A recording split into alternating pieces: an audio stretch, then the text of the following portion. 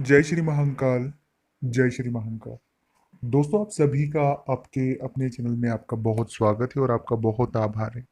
अभी तक चैनल को आपने सब्सक्राइब नहीं किया है या चैनल से नहीं जुड़े हैं, मैं आपसे एक छोटा सा निवेदन कर रहा हूं दोस्तों कि आप चैनल को सब्सक्राइब करके चैनल से जुड़ जाए ताकि आपको हमेशा सही जानकारी मिलती रहे। अगर आपके जीवन में कोई तकलीफ या परेशानी से आप गुजर रहे हैं तो स्क्रीन पर नंबर चल रहे हैं, आप तो व्हाट्सएप पर अपॉइंटमेंट लेकर बात कर सकते हैं। उसका शुल्क लागू है दोस्तों, फीस पे करके आप बात कर सकते हैं। मुझे हमेशा ये प्रश्न पूछा जाता है कि हम पर कौन काला जादू कर सकते हैं पंडित जी। पहला ये, दूसरा ये पूछते हैं कि किसने हम पर काला जादू कर रखा है, उनका नाम बताएं।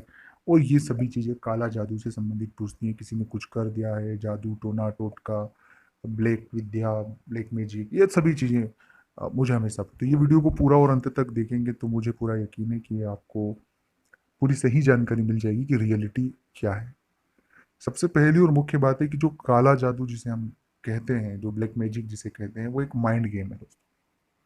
होता यह है कि अगर आपने एक बार इस विषय को लेकर अपने मन में संशय भर लिया, अपने मन में वो डर भर लिया कि मुझे किसी ने कुछ कर दिया है या काला जादू कर दिया है, तो हमारा माइंड जो है वो पॉजिटिविटी को खो देता है और वो नेगेटिव हो जाता है, क्योंकि हमारे मन में वो चीज घर कर लेती है कि किसी ने कुछ कर दिया है। और उस प्रश्न से हमारा दिमाग और मन लड़ाई लड़ता रहता है। और उस लड़ाई के चक्कर में हम वाकई में बीमार हो जाते हैं, क्योंकि हम बड़े नेगेटिव हो जाते हैं।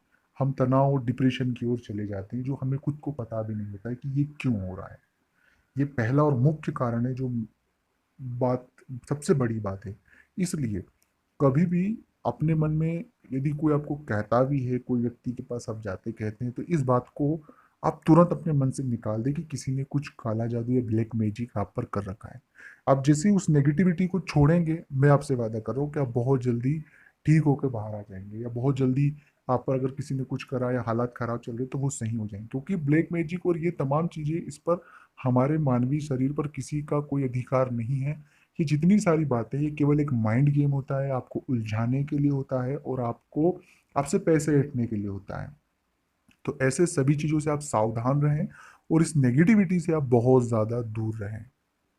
आप खुद को पॉजिटिव रखें।